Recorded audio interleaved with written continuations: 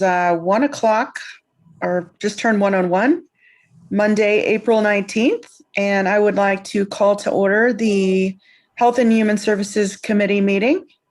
Katrina, did you want to start recording? Okay, we're on the air here. Thank you all for joining us today. I see that we do have a quorum for our meeting. I am going to have some changes to the agenda. We've had some department heads that have contacted me and have had meetings. And so Reverend Clark will not be at our meeting this afternoon. And he is actually meeting with the members of CLOC to have a response for the most recent hearing that is ongoing, so that our community can have a response to that. Let's see here. Frank is also going to be a little bit late, so we will hold off on that resolution that's coming out from the health department. And I think JR mentioned that he might have to head out too at some point. Is that right, JR? No, I'm good. Oh, you're good. Okay. I'll be here. Yes. You're high on my list, so I'll be here. Okay, good. So let's ask Kit if there's anyone here that signed up for public comment. Or sorry, ask Katrina. No, we don't have any. Okay, thank you, Katrina. And as far as the chair's report, I have a pretty short report this afternoon. And I was actually listening to NPR last week, or it might have been NPR, CNN, and there was an emergency room doctor that talked about her work over the past decade, establishing the fact that gun violence was part of a public health, a dire situation. And she said that year after year working in the emergency room, at least one person per every shift would come in with a gunshot wound. And for years and years, she has tried to raise funds and get grant money to do research on gun violence. And every single year it has been declined and denied. And finally this year, they are putting $25 million into doing research on gun violence through the National Institute of Health. And this is one of the first years that they have actually considered gun violence as part of a true epidemic of sorts. And I thought some of the interesting information was that there have been 45 mass shootings since March 16th.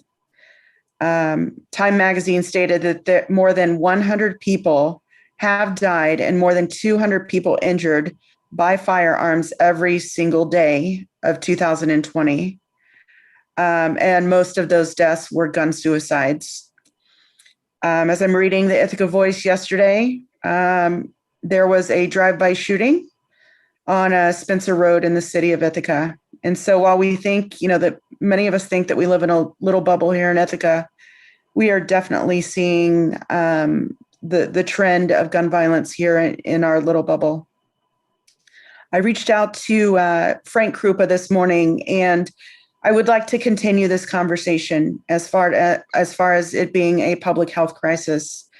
And so Frank, as well as Dr. Claypack, are going to do a presentation on gun violence, what we're seeing in Tompkins County, and we can really plan on for our next meeting to have a really robust conversation around gun violence in our community. So I just wanted to give committee members and our community members the heads up as to where I would like to go in the next month or so. Are there any questions? Okay. Don't see any questions. Let's see here. Let's move. I would also like to, I see that Leslie Shield is here. welcome Leslie. This is our new legislator, and she is going to be part of our Health and Human Services Committee. This is her first meeting in her official capacity. Welcome to HHS. Thank you very much. Glad to be here. Great. And Amy Hendricks is here, or Amy and Jason are here for County Administration. Amy or Jason, would you like to give a report today? Amy, do you have anything specific to report on COVID right now? I can report that our numbers are down low where we like them to be. They continue to decline. So over the weekend, we saw single digits, which is really good. And hopefully we will continue that. And I believe we're at 56.1% of the county receiving their first dose of the vaccine. There's still one county that Jason's no longer counting as a county ahead of us. But, you know, Don't count Hamilton County. They have 4,500 people. So they're a little ahead of us. They're not that far ahead though. We are closing the gap there. We will be announcing tomorrow what additional vaccine doses will be coming into the community. And we are looking at moving forward with some rural points of dispensing or pods. So that'll be coming fairly soon. Great. I have just one thing to add. I sent out to the legislators last week the FOIL information that we responded to with respect to the EF map request, the division of budget. They have not turned that information over, citing somewhat contradicting statements as to why they're denying us access to the EF map reconciliation data. The primary position they took was that the data wasn't final and could change. It was in draft form, and my comment in response was, well, I'm not really sure how 4-year-old data can change, but please explain it to us. So we'll see what comes from that. We also sent it to several legislators, our senators and assembly person, and then also to the New York State Committee of Open Government, of which Budget Director Mojica is a member of, and then also to NISAC, our partners in crime, the New York Association of Counties. So we'll see what happens with that. On that front, as we're getting ready to do our budget retreat in the week after next, Kevin and I have been putting some information together. And one of the things that has come up is Medicaid weekly shares with respect to what they are this year and what they might be in future years. The short end of it is this year we're getting to what we seem to be we don't know 100%, and neither does NISAC, as to what makes up the reduction in weekly share. A portion of it is the increased EF map funding that we've got from the federal government, which is likely to expire at the end of this year or close to the end of the year. But that doesn't seem to be making up the bulk of it. It just math doesn't seem to add up. But we think that the other part of the increased credit, which will result in a reduction of weekly share, is the fact that the state is starting to either be more honest or gradually putting in the normal EF map aid that we should be getting.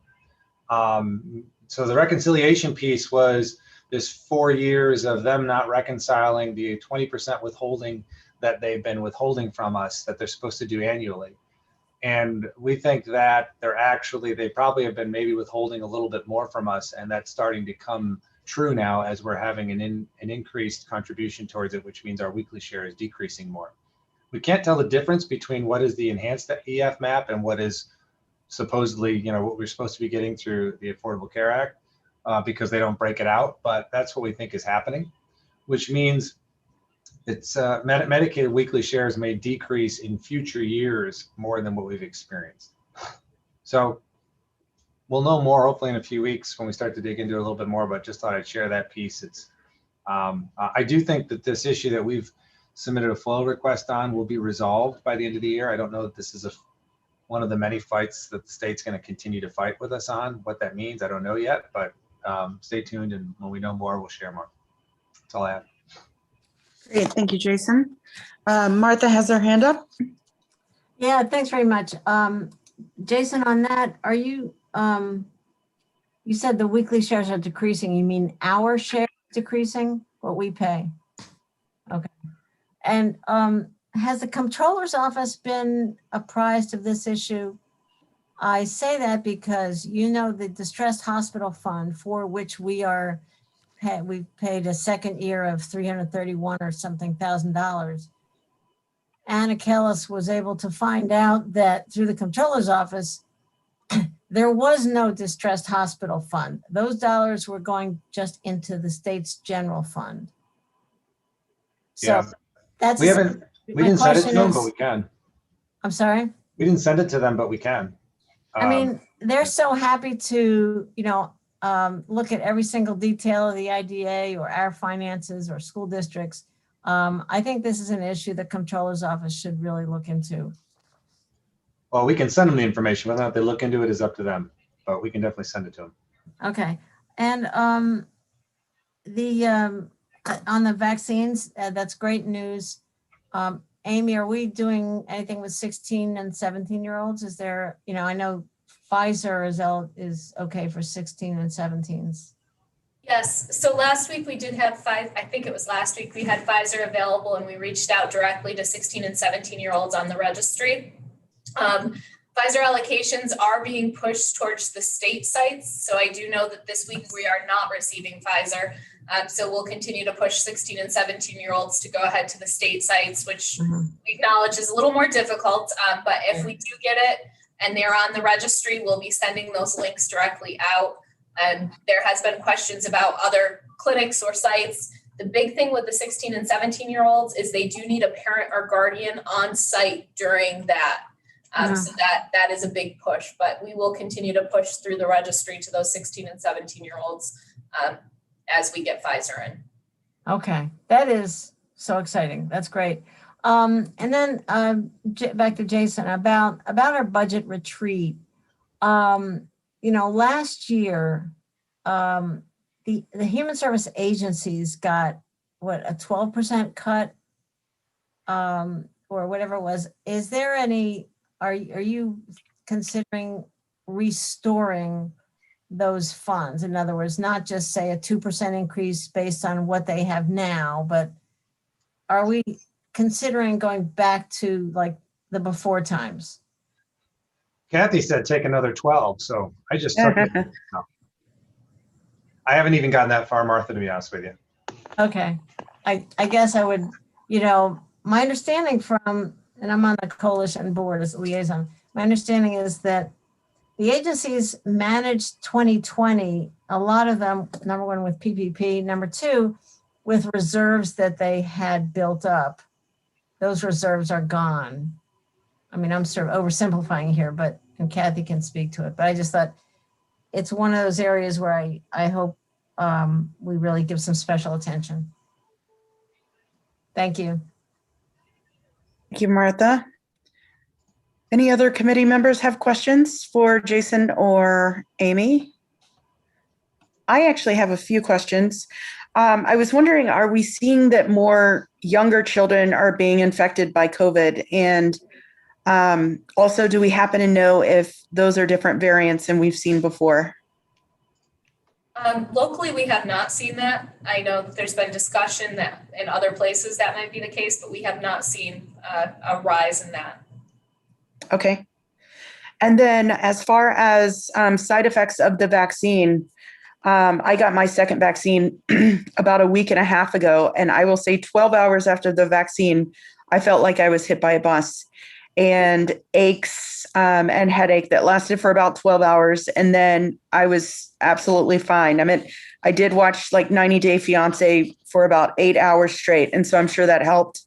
And I've heard that actually other people that are relatively within my age group are experiencing some of the same effects. I guess the question that I had is, are we seeing that people that maybe are older are not having effects, and people that are like within 16 to 50 are having effects? So there's a lot of variance on all of this. And it also, I mean, there's brand variants as well as personal variants. There are effects. And I think Jason has gone live with that. If you watch Public Safety, you can see how COVID vaccine impacted him.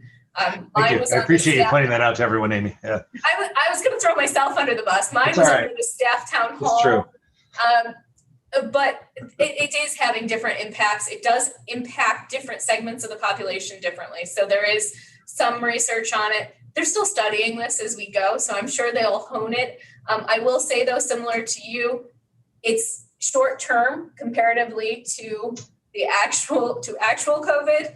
And it seems to, I know Jason the next morning, he just kind of popped up and came to the office and was in great shape. So it isn't long term.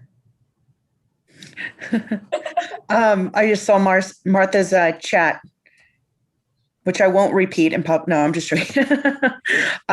She Just had said a sore arm, that was all.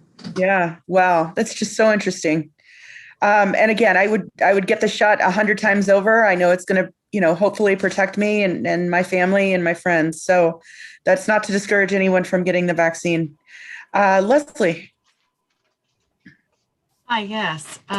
Jason, I was wondering about the farm workers outreach that we're starting to roll out. I've gotten a question from a constituent about how they find out about it, if it's for farm workers that are only living in Tompkins County, or if they work in Tompkins County, or both. Sure. And do we expect that we'll expand it? The question was also, would we expand it beyond Tompkins County? But sure. So I'm gonna let Amy talk a little bit more about what we've been doing and working and communicating with farm workers and the farms and some of the other agencies that work closely with farm workers. Right. So we have worked a lot with various agencies that work with the different farm workers and the different populations here in Tompkins County, as well as throughout the region. And I should say broader than the region, because I know we're working with several groups in the Finger Lakes. There isn't a program that some of this group is tied to that we're working on. So I can't give you all of the specific details. I know Dominic has been hard at work with that, but it would probably be larger than Tompkins County if we were to do one of these, because we're talking transient population. A lot of the farm workers are moving from farm to farm, and they don't really care about our boundaries so much. So they're going to different locations. Within that, I can't remember which health center it is, but the health center we are partnering with has already conducted similar clinics, I believe actually as far away as kind of Geneseo and that area, and then all the way across. So they are very familiar. How we're getting people registered for that and doing that is through their natural connections. So who are they already connecting with? It may be the farms themselves, but there's some challenges with that as well, because they are employed by those farms. It may be community members and trusted people within that.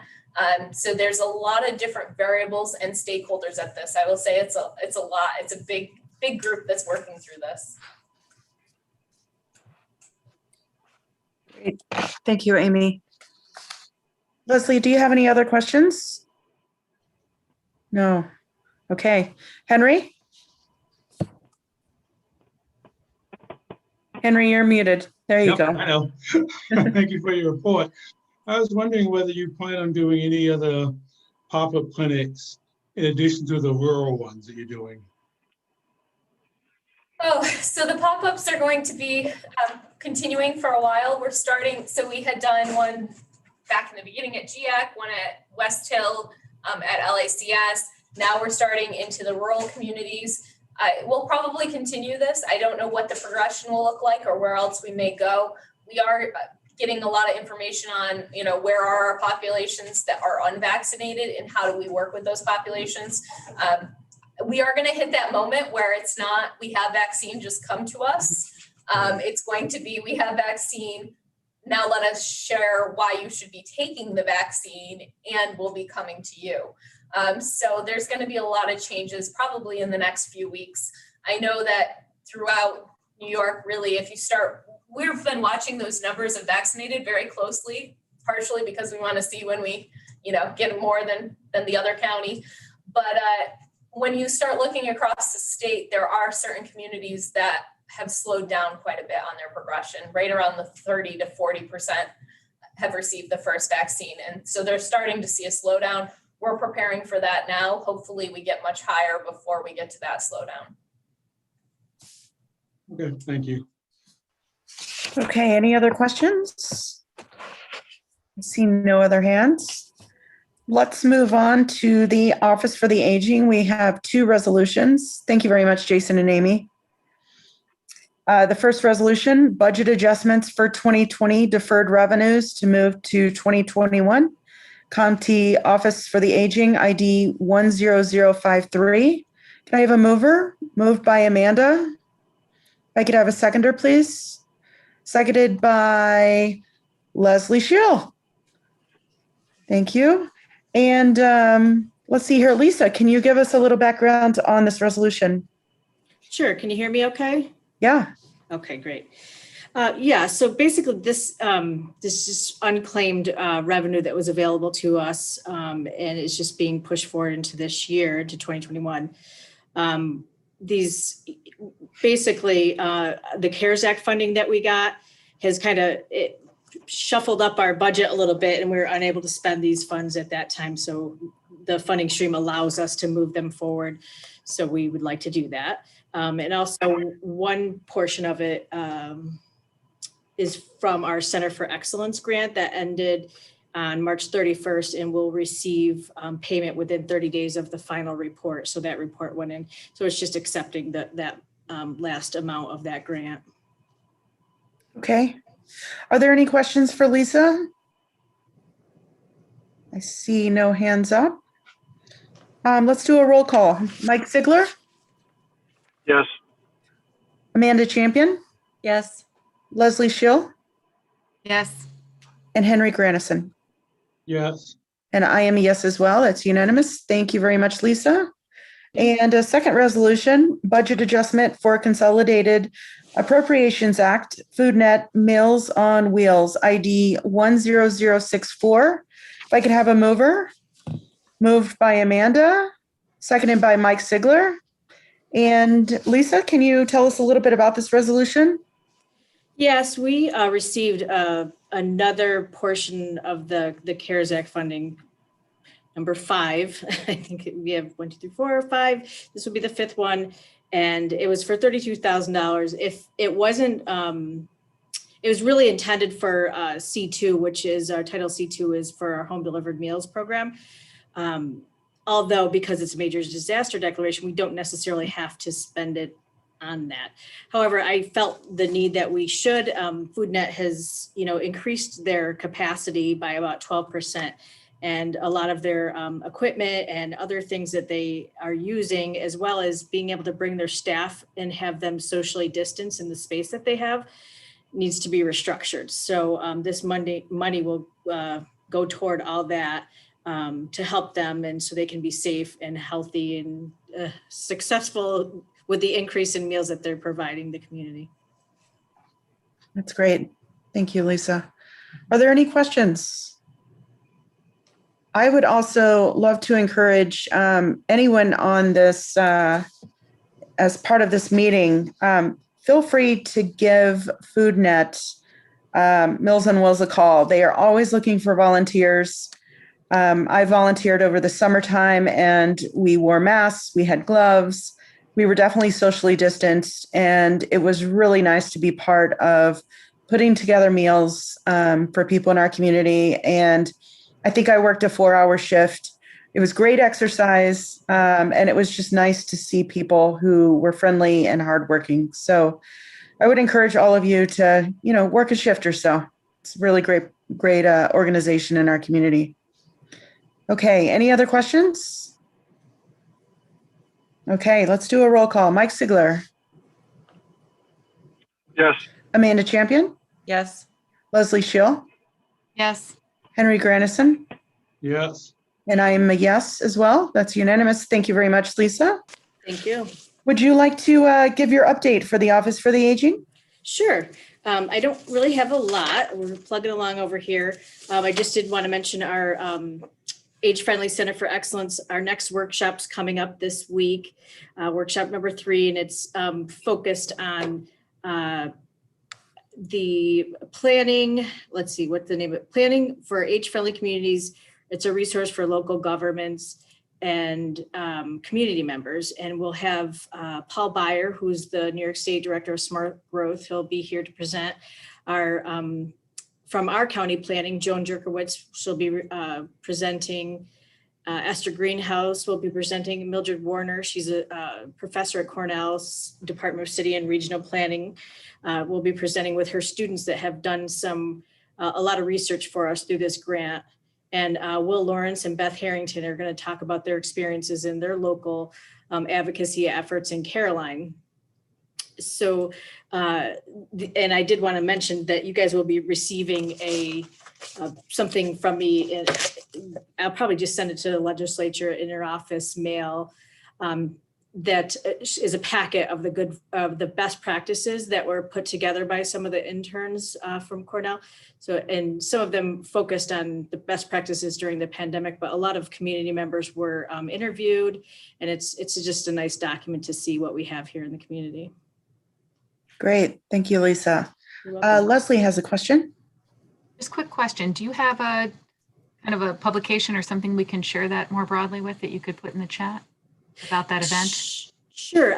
There's actually, it's on our webpage. I'll share the link, and everything is right there, including how to register and all the information. So I'll share that in the link. Thank you. Chat box. Yeah, so of course. Great. Thanks, Lisa. Mhm. Any other questions for Lisa? Okay. Thank you. And next we have the health department. However, I'm guessing Frank is still held up in a call. So why don't we move that to the end of the meeting? Let's move on to DSS and Kit Kephart. Welcome, Kit. Hi, how are you? Good. So you just want a general update, Shauna, Yeah, right? great. Sure. So we are at the point in the season when our guaranteed code blue season has come to an end. That ends on April 15th. We are seeing moderate numbers in the shelter. We've got a total of 94. And out of that, we've got 5 families, 7 kids, and 27 of those folks just prior to code blue ending were in that code blue category. The shelter and DSS have been working in tandem, as we always do every year at this time, to really wrap up code blue season, find alternatives for people, try to get people into the THA side of things so that they still get services. So all of that has been happening, but that's kind of where we're at. We have seen a pretty dramatic rise this season in our code blue numbers again. I think that's not a real shock. What is hard to really make a distinction between is what is potentially COVID related or specifically COVID related, and what is actually just because we see those numbers rise when we can't really use congregate settings, and we haven't really been able to use those safely this year very much, some in a very limited way, but not very much at all. So so that's what we continue to kind of look at the data and try to figure out, is there any way to make that distinction? I'm not sure we're going to be able to, but that's kind of where we're at. Other than that, we're learning more about the ERAP, the Emergency Rental Assistance Program that's coming from the state. We are not going to be in a position to administer that, but obviously we will be working very hard. We're already working right now on trying to gain some information about clients that will be specifically eligible for the first 30 days of the program. We're kind of looking at how do we make sure that we're reaching out to clients, we're getting the word out, and then we're helping wherever we can, being ready to facilitate their enrollment in that program to get them the help that they need. I think people are aware at this point that the ERAP is going to be state administered, and we know right now they have talked about developing a portal so that people will access that digitally. What we don't know is what does that portal look like. I had given some information to Martha, and I know Martha's been advocating on our behalf to have the state develop that in such a way that it really supports clients, but we don't know what that's going to look like. And we're continuing, I guess the last thing I'll say, I know people have questions. The other thing we're continuing to do is we put together with many community partners, put together the plans for the next round of ESG monies, the Emergency Solutions to Homelessness Grant. We worked with folks to put that together. We are waiting for approval from OTDA, and then I'll be bringing that to this committee. But I haven't done that yet because until we get full approval, we can't really write the resolution and go forward with that. So, but we're continuing to work on the first, administering the first part of those monies through DSS and supporting people with them. So, so that's about it for me. Great, thank you, Kit. And we have a few questions here. Leslie? Oh. Okay, we'll lower your hand, okay? Henry, and then Martha? Yes, Kit, you mentioned that you would not be able to handle the rent payments from the federal government, that the state would do it. Correct, yep. And is there any reason, is there a reason why it's not being done locally?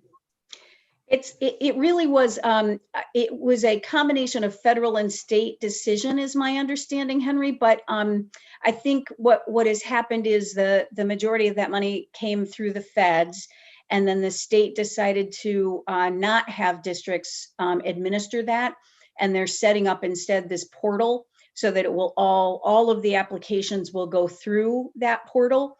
I think maybe, but I'm not positive, I think maybe one of the reasons that the decision got made to handle the money that way is because not only will clients be able to apply for the money, but so will landlords.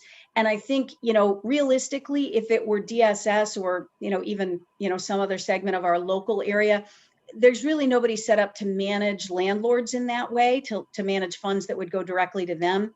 So I think that may be why it ended up getting set up at that way, but that's kind of guessing. I'm not sure. Okay, thank you. Sure. Thank you. Martha?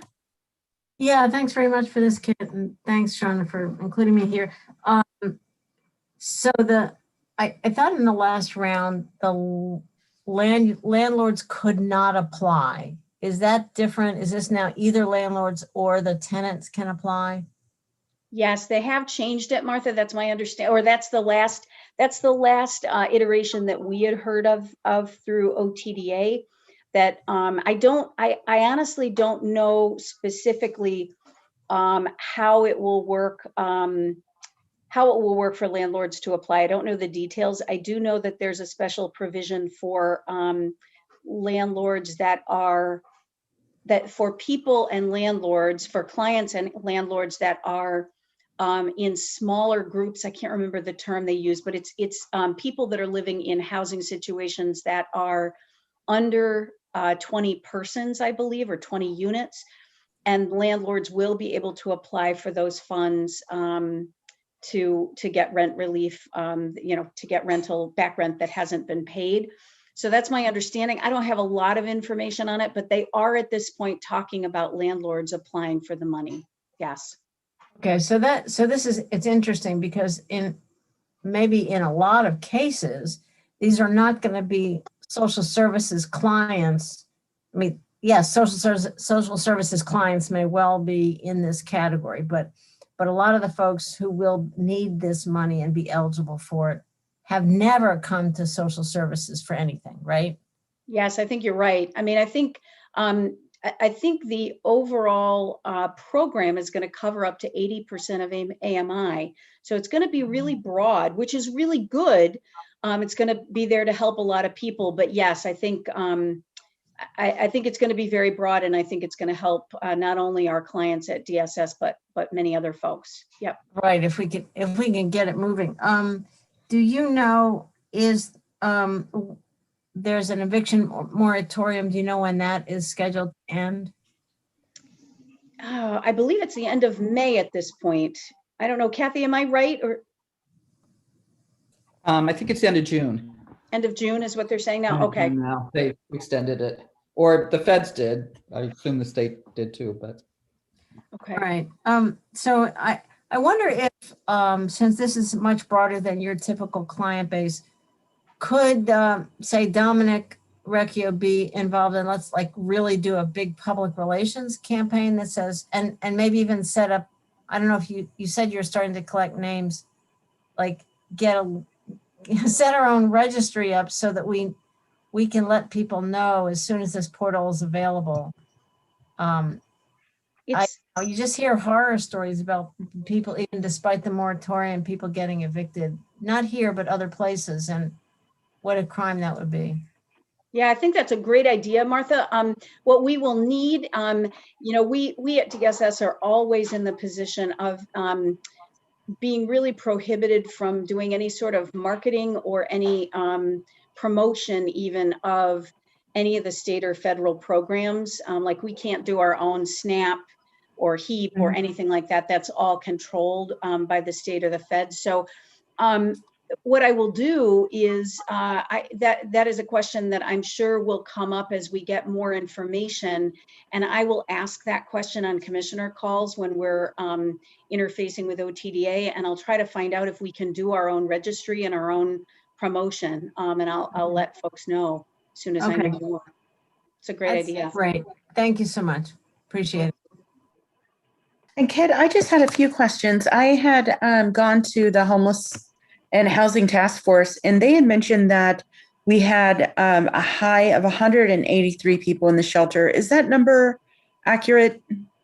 I don't know what time period they were talking about. That might have been like over the course of a couple of weeks, or we've been running about, like I said, right now last week we were at about 94 people in the shelter. So that sounds high to me, but I would have to go back and look at the numbers. Okay, yeah, it sounds super high. It sounded like double to me too. So I was shocked to hear that number.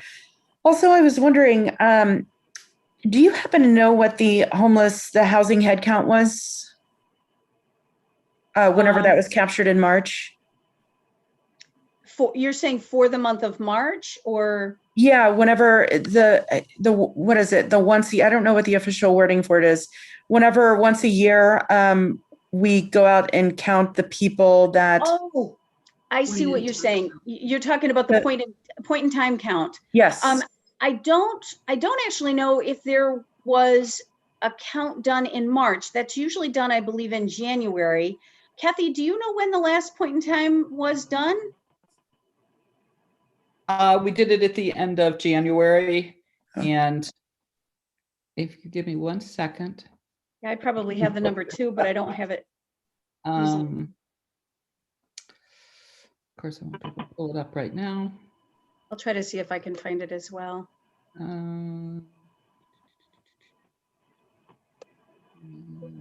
Looking to the report. It was kind of an abbreviated count because, of course, they couldn't get out and talk to people the way they usually would do. Right. And they're counting in different categories. And I think there were, and I'll have to look it up, but I think, where does it look like? Looks like chronically homeless, they had about 60. Oh. Okay. Or there was a total. So you do it in a couple different categories. You do both the unsheltered and the sheltered.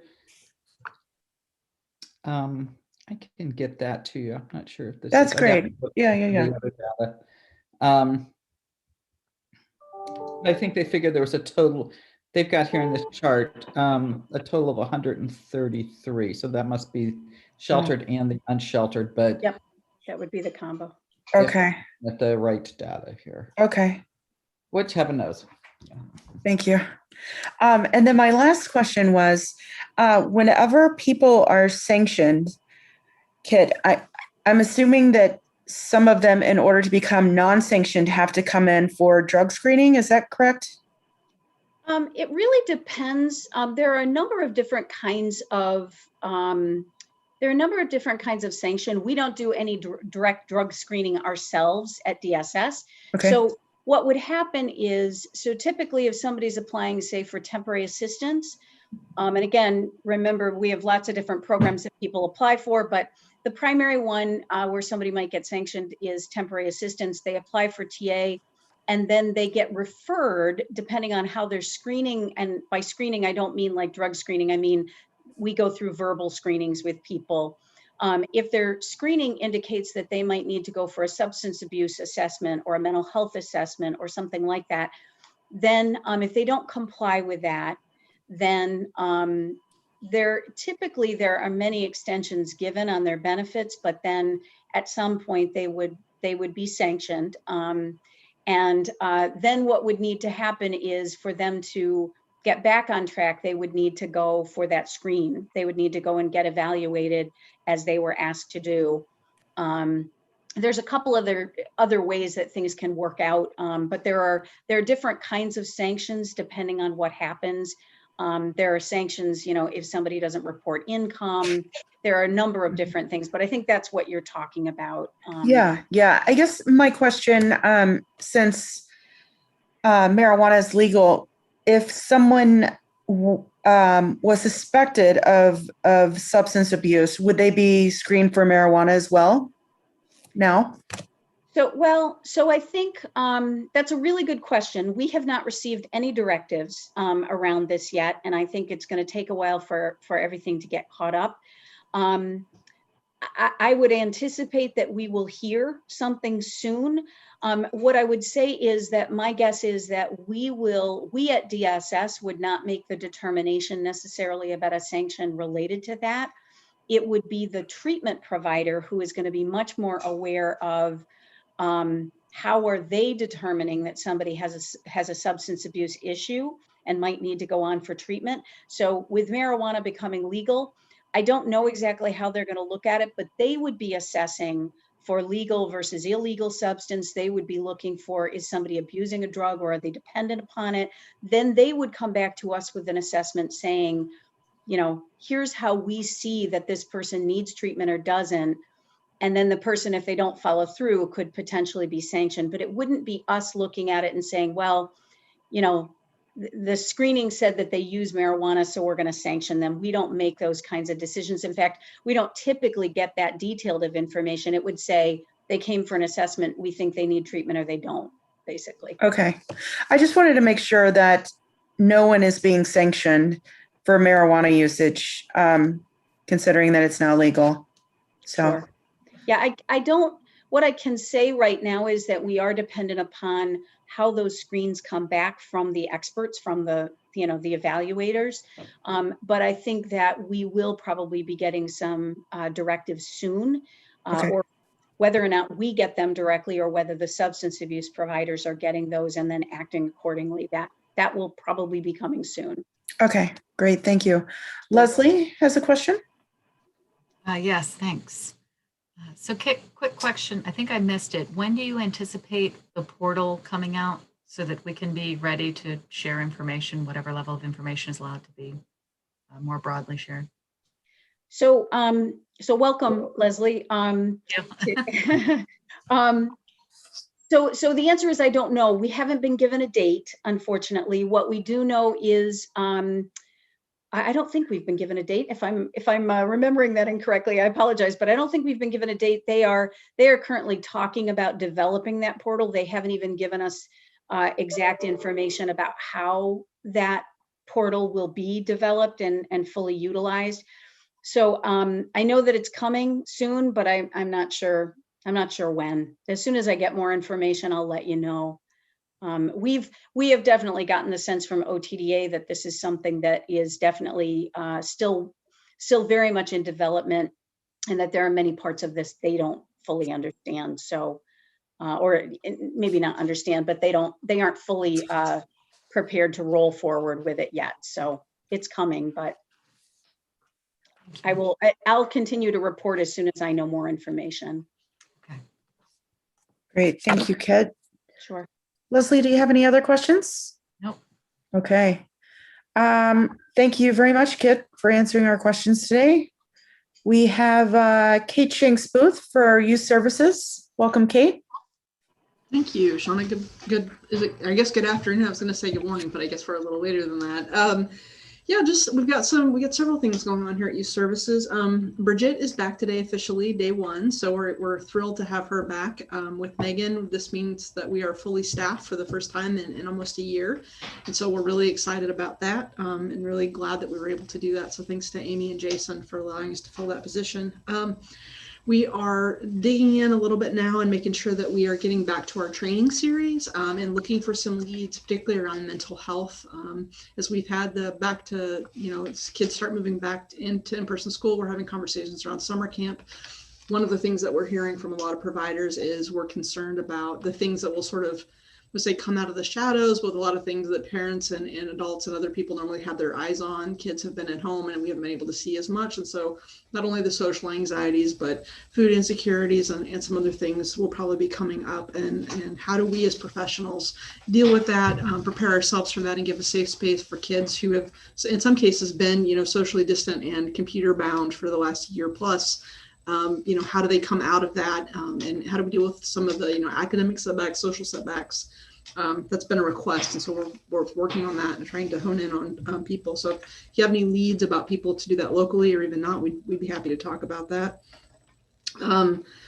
One of the things that we do is I sit on the Workforce Development Board, the Youth Oversight Committee. We're working we've honed in our application process, particularly with the BIPOC community to make sure that we are addressing and reaching out to those particular communities that we've had some difficulty reaching in the past.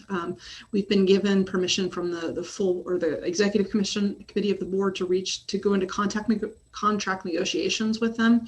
We're waiting for the allocations to come. Natalie will let us know when that happens, but we're reaching out and trying to expand that committee and make sure that we're getting different perspectives on that. So that's kind of exciting, something that we've been talking about for a long time, but we're finally getting traction around. Summer camp guide, Teresa turned in everything that we have, which typically is about 75% of the volume that we see in a typical year. So that's good news. That means that we are going to have a lot of summer camps that are opening this summer and operating. We don't have a lot of regulations from the state yet, so a lot of people are planning on what was being said last year. They're still operating at about 50% capacity. So we know that there will be a shortage, but there are more camps operating this year than last year. I will be participating with the Community Foundation on May 4th from 12 to 12:30 on their Let's Talk series. They're going to have a summer camp focus. And so I'll be doing that and answering questions, the 2-minute presentation, and having some, hopefully some information to pass out to parents and community members that may have questions or might be interested in participating in that. So that we continue our work with the Rural Youth Services, making sure that we're keeping our commissions up to date, working on setting goals, and making sure that those services, especially in the rural communities that have been especially hit hard by some of this isolation as we start to do in-person services for them, we want to make sure that those staff are supported. So we continue to keep a really close tab on that. And that's a lot of stuff going on, but that's what we're doing. Great. Thank you, Kate. Any questions for Kate in Youth Services? Henry? Yes, Kate, could you explain about you talk about in the workforce that you're working with a BIPOC community and you're contracting with them. Who are you contracting with? So for the summer youth employment, we typically, the 2 applications that we get are the Office of Employment and Training, and then we get the YES program from the Ithaca Youth Bureau. And so both of those submitted applications through the RFP process, we'll be funding them. But just brag on Jackie a little bit, Office of Employment and Training, the application that they turned in was stellar. They did a great job of reaching out, doing a lot of online stuff, reaching out to, marginalized populations. And we as a youth oversight committee really spent time this year before we released that RFP for the summer youth employment on focusing on how would you think outside the box, sort of in the post-COVID world. How are you using online things? Kids aren't in school. And how are you addressing some of those barriers that typically we've tried to address, but we want to make sure that that is the focus and we're actually digging in and trying to make those numbers increase those numbers and make sure that we're getting the application out and getting the opportunities to those youth that need it the most, right? In some cases, they are actually helping mom and dad or their families like pay bills or, just because of the COVID economic situation. And so we want to make sure that we're dealing with youth of color, marginalized populations, people with disabilities, really trying to dig in and make sure that those are a significant portion of youth served by these entities. So Okay, thank you. Yeah. Thanks, Kate. Are there any other questions for Kate? See no hands. Thank you very much for joining us today, Sure. answering questions. We have J.R. Claiborne, who is the Director of Veteran Services, joining us. Hello, J.R. Hello. There we go. Hello, everybody. Hi there. Can you give us an update? Sure. Got a few things going on. Of course, we're keeping my support of the Veterans Coffee House, doing that with Team RWB and our the Warrior Writers Tompkins. Actually, our next session is going to be this Thursday at 7 o'clock. Both things are still virtual. We're waiting on the days to be able to do it in person, but we're staying virtual. Little note for myself today, I just hit 150 with my Veterans Listserv. So my listserv is a combination. It's primarily of veterans within Tompkins County, but also veteran service providers and some family members. But I thought that's kind of cool that when I added this person today that she got me at 150. So Awesome. yay. Also, it was really cool privilege. The Cornell ROTC program invited me to be part of their phone-a-thon for Vietnam veterans this year. It was on March 29th. It was something that they were doing in commemoration with the end of the Vietnam War. And so basically what they did was they coordinated for the members of their brigade to call all 92 members of the VVA, Vietnam Veterans of America chapter, locally. It's number 377. So I got to have a nice conversation and ended up the veteran I spoke with asked me to check on a couple of things for him and got to call him back the next day. So that was pretty cool to be able to do that. Also, this is the time of year where we're talking about the flags for the cemeteries for Memorial Day for the distribution. So I've been involved with that and got the flags ordered and just waiting on the next step so that we can start coordinating with the VFW for getting the flags out. And then going to your conversation earlier, I get my second vaccination shot this week. So That's great. I'm looking forward to not having all the experiences that I'm hearing with, but I'll stand by. I'm sure you'll be fine. I'm hoping so. Thank you. Henry has a question. Yes, thank you, Jeff, for your report. I'm curious, I know some counties have held a pod. Do you get the sense there's a need for that in Tompkins County for vaccines? I'm sorry, you faded out in the middle of that. Oh, yeah. I know some of the counties have held pods for veterans for the vaccine. Do you feel there's a need for that in Tompkins County? That's actually a conversation I just got into last week. So I'll be trying to put together some more things with folks to find out if that's something we can put together. Okay, thank you. Yes, Great. thanks for mentioning it. Okay. Are there any other questions for JR? Okay. Thanks, JR, for coming to HHS today. It's good to see you. You. And Frank Krupa is here just in the nick of time. And we have a resolution for the health department. Hi, Frank. How you doing? Good. How are y'all doing? We're doing all right. We have a budget adjustment, immunization action plan, IAP flu funding, health department ID 10040. If I can have a mover. Moved by Amanda, seconded by Henry. And Frank, can you talk a little bit to this resolution? Yeah, I think this is just moving funds within our immunization grant that we get each year from the state. So I don't think there's anything super special in there. Okay. Are there any questions for Frank? Henry, I see your hand up, but is that your hand for JR? Yes, it was. Okay. Great. If there are no questions, let's go ahead and vote. Amanda Champion? Yes. Leslie Schill? Henry Granison? Yes. Mike Sigler? Yes. And I am a yes as well. That's unanimous. Thank you very much. And Frank, would you like to give us a little update? Yes, I would. Thank you. Okay. Are there any other questions for Frank? Henry, I see your hand up, but is that your hand for JR? Okay. Great. If there are no questions, let's go ahead and vote. Amanda Champion? Yes. Leslie Schill? Yes. Henry Granison? Yes. Mike Sigler? Yes. And I am a yes as well. That's unanimous. Thank you very much. And Frank, would you like to give us a little update? Sure. Amy says she gave you the COVID update, so I'm sure that was covered expertly. She doesn't even need me anymore.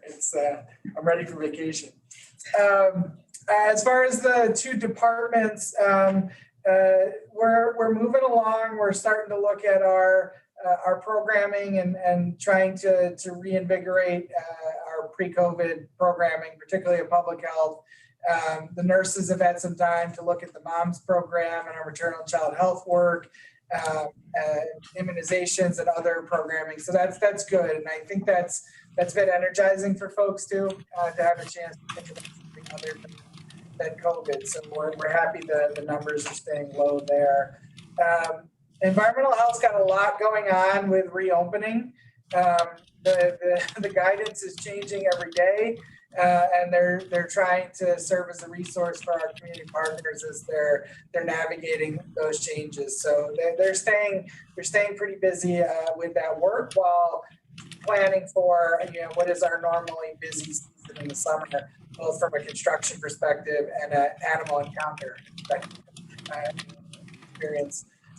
Mental health, we're continuing to look at bringing folks back into the building. We are now taking walk-ins for our open access program. That kind of happened organically as people started showing up to the building. And so it kind of aligned with the work that we were doing to be prepared for that. So we do have some folks being, coming to the building. We're still generally using telemedicine, and we've set up a process to be able to do that. And we're working from a broader perspective to look at what the clinic will look like as we start to bring more and more folks back over the next few months. So a lot of work going on around being prepared for that. Great. Thanks, Frank. Are there any questions for Frank? Martha? Yeah, thanks. Hi, Frank. Amy took care of almost everything for you. I'm trying to understand how, the legislature has to evaluate how and when we come back, and you and all the departments have to also evaluate that. How do you calculate, how do you figure this out without information about people's vaccination status? And I'm trying to figure out how we should think about that. Sure. Well, right now we're still doing it, thinking about all of the guidance, which really doesn't differentiate between a vaccinated or unvaccinated person. So we're still doing mask wearing. We're still doing social distancing. The density in the buildings obviously are still reduced because we don't have most people back there. So we're really doing it little bits at a time to where folks are comfortable, both staff and the clients, in being able to do it in the building in a manner that meets all of the current guidance. We started at mental health with our PROS program. If you'll remember, that's more of a group-based, curriculum-based programming, and so it didn't lend itself really well to, although they had some success with telemedicine, but really the folks wanted to be back together. And so we started that with less than 10 people in our big pyramid room. Everyone was social distance, wearing masks. We cleaned after each class came and went. So it's really that we're looking at. And then with the individuals that are walking in, we've set up a computer station on the first floor. So they're still doing telemedicine. They're just doing it in our building with somebody that may or may not be in the building through telemedicine. So we haven't really changed too dramatically, exposure points. We're just being a bit more creative and open as we look to slowly bring folks back. Okay, so you're saying that the protocols are no different based on whether people are vaccinated or not. And Right so, now. Martha, this is also a conversation we're going to pick up in GO, so I don't want to go too deep into this. Sure, but Frank is here. I mean, I'm trying to understand. I don't know if he's gone to GO or whatever, but maybe he could answer the question. Martha, what question are you most concerned with? What are you trying to ask? Well, we've had discussions about should the legislature come back in person, for example, but this is relative to all the departments and all of our functioning. So my question is, are the protocols no different based on, like, how do we determine that it's safe to come back in person? Is it from sort of the general numbers in the community? If it's not the vaccination status, because I guess we're not asking people, how do we determine it's safe to do anything different from what we've been doing? There's a combination of several things, and we'll talk a little bit more about it tomorrow night in our COVID update. So we've started conversations internally is the return to office, and how does a return to office environment work? So I'll just give a quick recap, and then we can talk more if you want offline. But we went to telework primarily to respond to the public health crisis, and as the public health crisis in terms of disease management or disease spread concern or community spread concern becomes less, when we're now faced with the question of how do we then reduce density, and in what form and fashion do we do it in? There are certain protocols I think that will stay in place well beyond when we come back to a return to office status, and that's probably mask wearing, some level of distancing, some type of barriers with the public. But remember, we're not an isolated or an insulated workforce. We work with the public and engage with the public. So while vaccination is important in our own workforce, it's not a sole determining factor. So I think a lot of those protections and procedures and protocols will stay in place even once we come back to a full in-person status or in-person office status. The other thing that's going to play an effect or play an impact to the return to office approach is what form and fashion does telework play in a post-pandemic world? So pre-pandemic, telework and flexible work hours was a privilege and a benefit at the discretion of the department head. And as we shift back into an in-work or an in-office experience again, how will that continue to play a role? Will it be used more frequently because it's a benefit and we've been able to work and do it successfully? How will it impact productivity or not impact productivity? How will it impact your cultural experience as an employee as an employee of this organization, and so on and so forth? So I think it's a combination of multiple things. We also are dealing with anxiety of employees coming back to work. So how do we slowly migrate into that so that folks feel safe and comfortable in the environment that they're coming back into?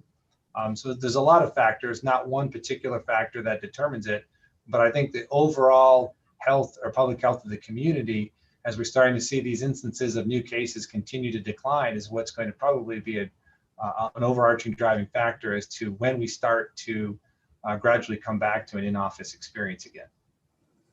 That will be different for each department because some departments may be able to take advantage of the telework policy more than others. There's always going to be inequities in that because there's inequities now where some departments can't have remote or telework options. For example, corrections, cleaners, those types of things, they don't have a telework option, but there may be more folks that can take advantage of it moving forward. Okay, thank you. That's very helpful. I know this is a kind of a long process. Appreciate that. Yep. Thank you. Mike Sigler.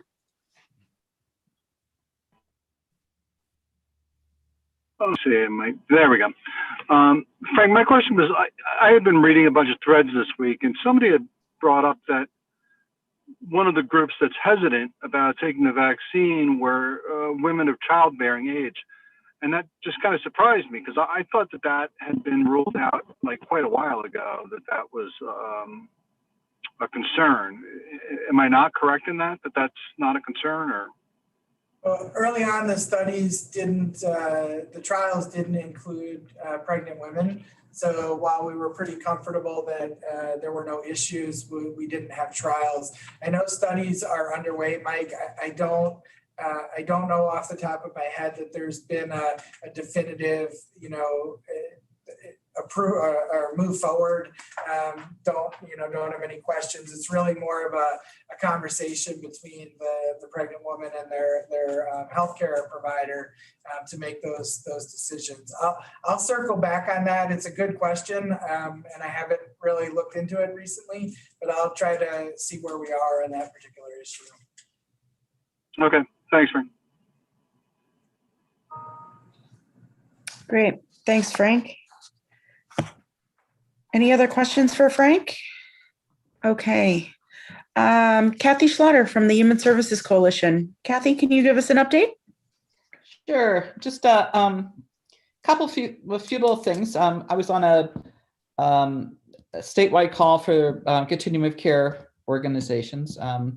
And I just want to follow up a little bit. We were talking with Kit. There was a couple people on there from OTDA, and they were talking about the ERAP program that's going to come out. And I think it was just their opinion, but they said, start lining your people up because this money's they felt the money was going to go fast, even though it seems like a huge amount of money.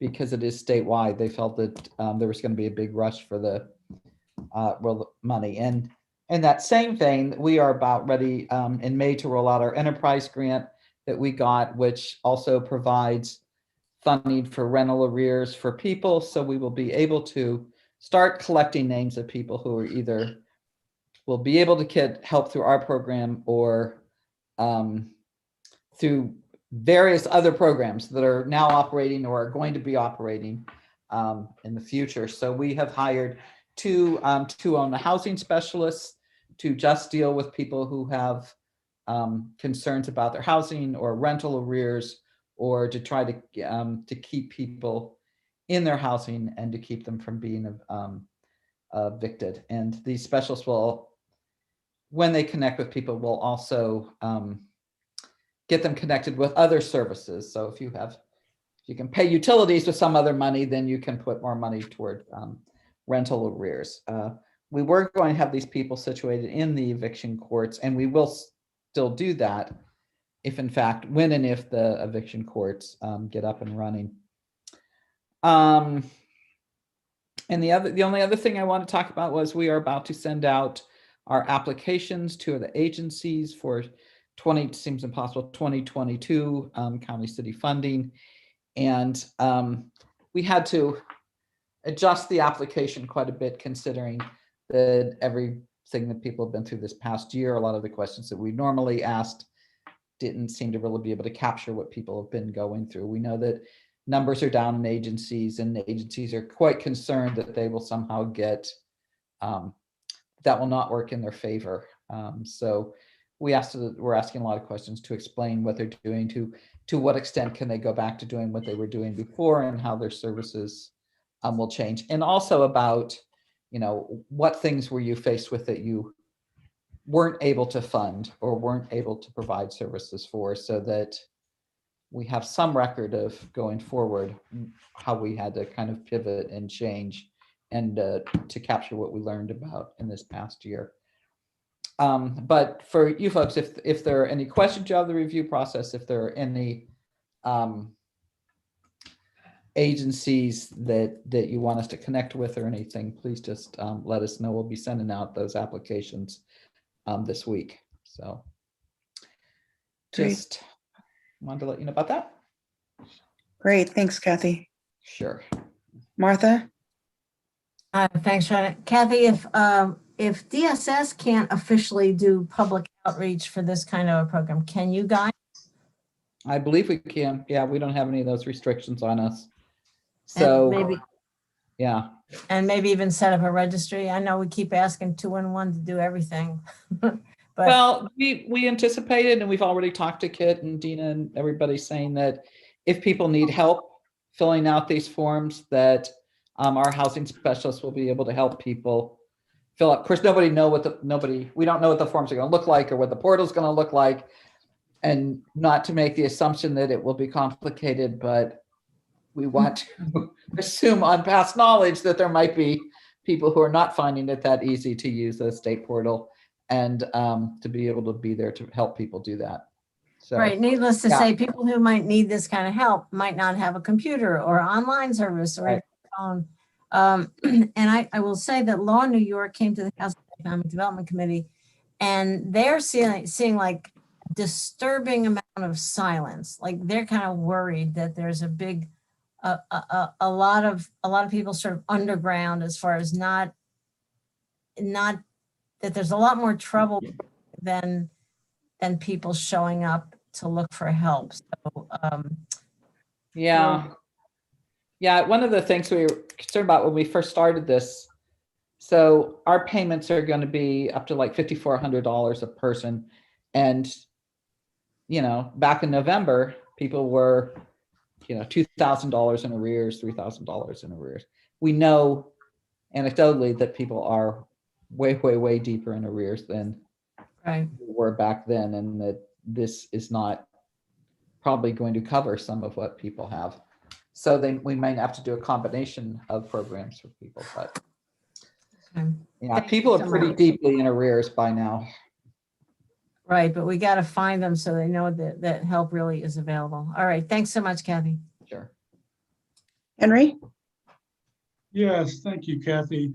I was wondering, you've hired that landlord coordinator. Will the landlord coordinator also help landlords fill out the portal? And how's the landlord coordinator going in general? No, it's been good. I mean, he's been to the Landlord Association. He's made personal contacts with people.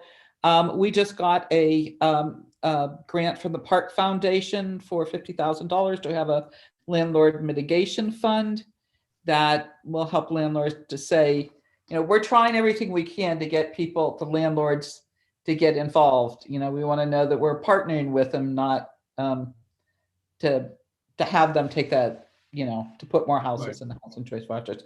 So I think it's going well. It's slow. I know he knows, that it takes a lot to engage them.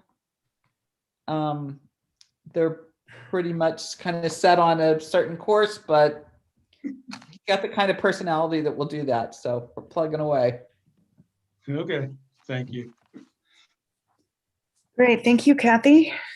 Sure. And let's see here. We do have an advisory board appointment, ID 10042, and it's for Njoku Awa, who will be on the, he's currently a member of the Human Rights Commission, and he will be renewing his term to expire December 31st, 2023. If I could have a mover, please.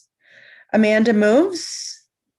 And Henry seconds. And are there any comments or questions? Henry? Yeah, I mean, since it's a December reappointment, why is he reappointing now as opposed to just waiting till like November or something? That's a good point. I don't know if he's one of the ones that turned in his application early. Okay. We did have a group of people that were on the commission and were on it for a 1-year term. Right. And we ended up renewing it because the commission got started later. And so I'm wondering if he was, hey Keen, if he was actually one of the individuals that his expired in December. Okay. And we're just now realizing that his was up, and maybe he's been on the commission extended, but hasn't officially been in that capacity. Okay, that's fine. Yeah, that's what makes sense to me, because we are a good 2.5 years out from the initial time that we appointed that commission. So I'm guessing he was a 1-year term. Okay. Okay, any other questions? Okay, let's vote. Amanda? Yes. Leslie Shield? Yes. Henry? Yes. Mike? Yes. Okay, and I am a yes as well. That is passed unanimously. And we have some minutes for March 15th, 2021. If I could have a mover, moved by Amanda. If I could have a seconder, seconded by Henry. And if we could do, are there any questions on the minutes? Okay, let's vote. Amanda, Yes. Leslie, Yes. Henry, Yes. and Mike? Yes. Okay, and are there any comments from committee members or liaison assignment reports? You didn't vote on that, Shauna. Oh, we didn't vote on the minutes. Okay. Oh, you did not vote. on it. Oh, I'll vote on it. Yeah, sure. That's unanimous. Minutes are approved. And are there any comments from committee members? I see no hands.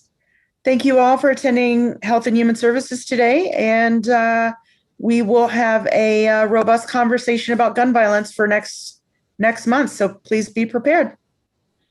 Thanks. Thank you all. Have a good week.